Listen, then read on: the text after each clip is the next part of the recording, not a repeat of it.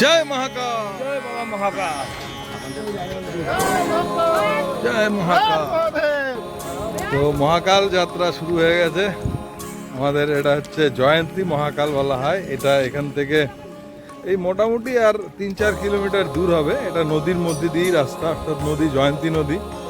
আপনারা যদি লালবাড়ি ওদিক থেকে বক্সা ফোর্ট ওদিকে গিয়ে থাকেন, তো ওখান থেকে উপর থেকে কিন্তু দেখা যায় এই যে নদীটা নেমে এসছে, সেটা উপর থেকে দেখা যায়। তো এই নদী পথ দিয়েই যেতে হবে। এবং একটা সময় ওই যে জায়গাটির কথা বললাম, অর্থাৎ জয়ন্তী মহাকাল, সেটা হচ্ছে ভুটানে অবস্থিত এবং অনতি দূরেই। এই যে সামনে দেখা যাচ্ছে, এটা হচ্ছে, এরপরে হচ্ছে জোড়া পাহাড়। সেই জোড়া পাহাড়কে ঠিক বাঁ দিকে রেখে, আর ওই যে দূরে দেখা যাচ্ছে যে নীল পাহাড়, নীল পাহাড়টা হচ্ছে ভুটান। অল্প দূরেই সেই ভুটান শুরু হয়ে যাবে। তো এটা একদিকে বলা যেতে পারে একটা ইন্টারন্যাশনাল ট্যুরিজম সাইট। জয় মহাকাল।